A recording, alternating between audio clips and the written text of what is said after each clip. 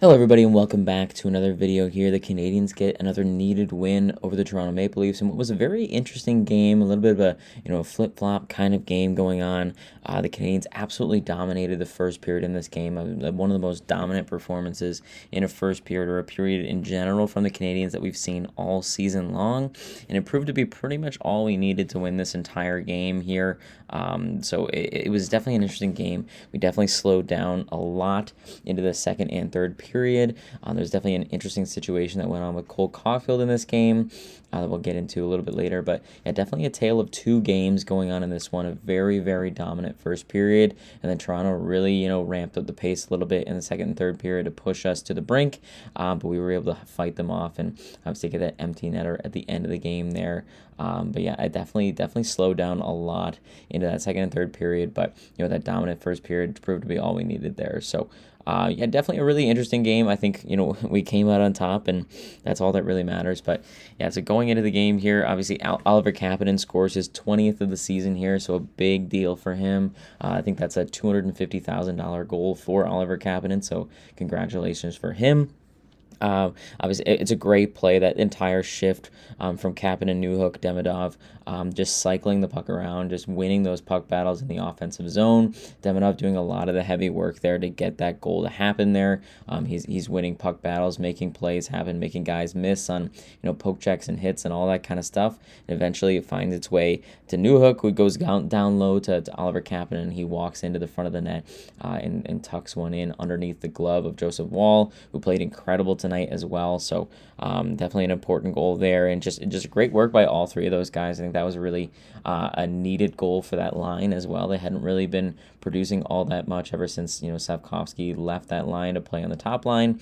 So I think it was definitely good to see them kind of get some stuff going there, and it was a great shift all around by all three of those guys. Worked out wonders for them there.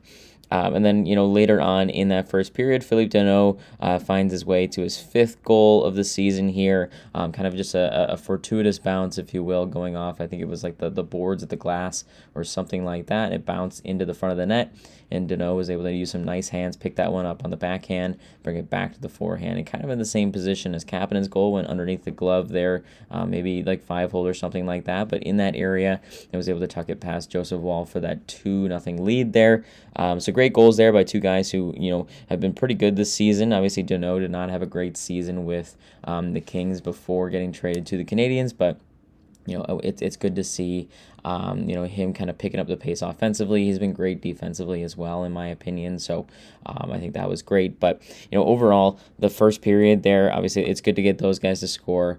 And then just kind of nonstop effort offensively there. We were just peppering them, every chance we got. We outshot them by a ton in that first period. We were winning all the battles. It could have been, easily like 5-0 after that first period there. We had a lot of offensive opportunities, a lot of chances on the net there. So Woll kind of kept Toronto in that one there. But, a great first period that was kind of, dumbed down into the second and third there. Second period, definitely a lot slower, had some penalties in there as well. But the main difference there, obviously, William Nylander scores in that second period.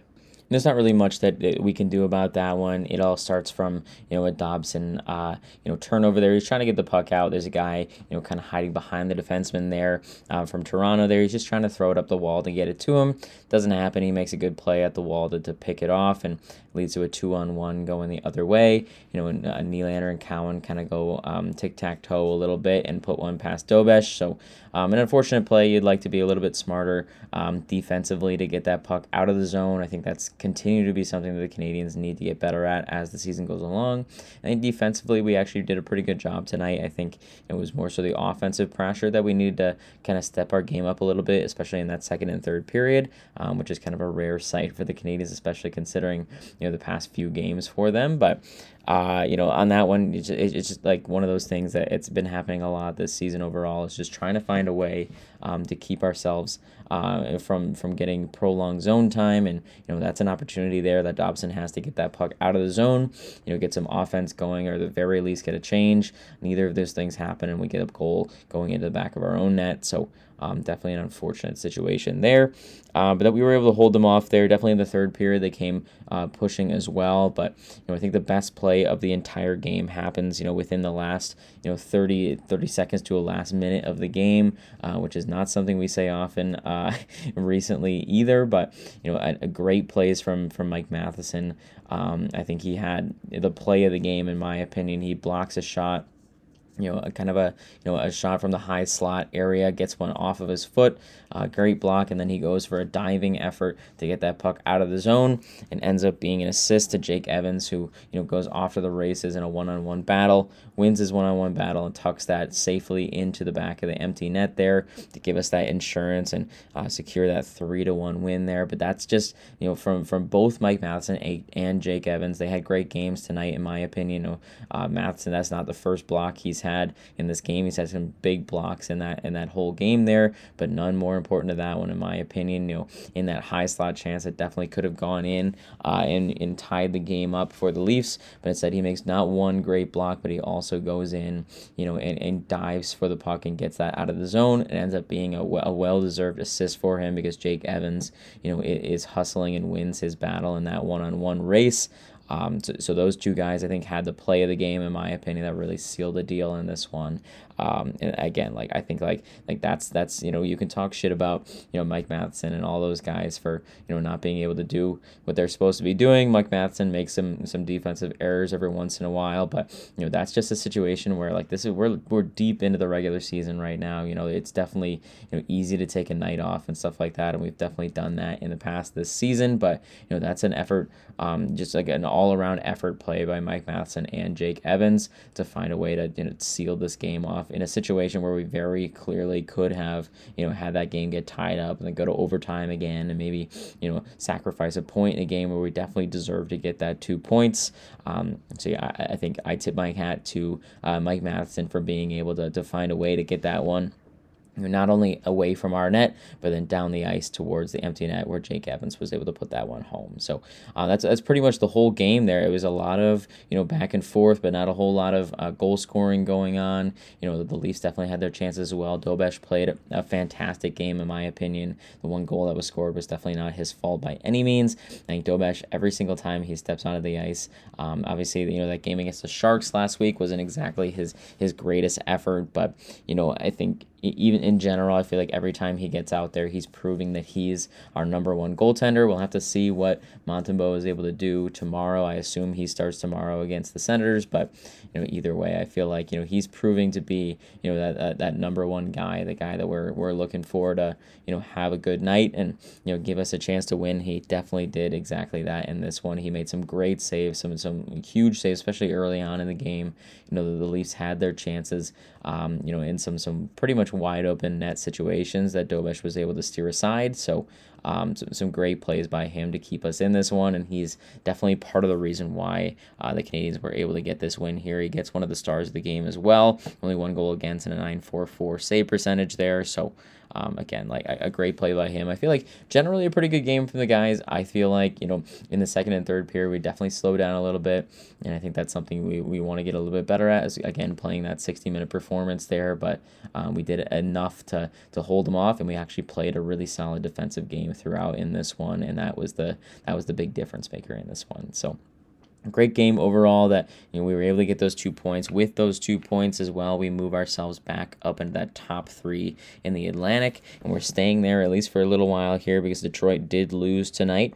Boston, of course, won tonight. Columbus won tonight too. So we're definitely not out of the woods by any means. Everybody else around us is finding ways to win. The Bruins win in overtime. The Sabres are still winning. The Blue Jackets just beat the Lightning, which is kind of crazy.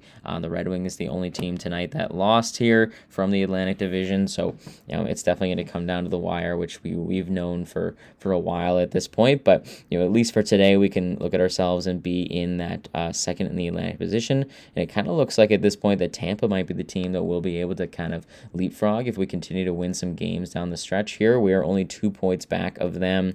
Buffalo, of course, 6 points ahead of us at this point. They're playing absolutely unbelievable right now.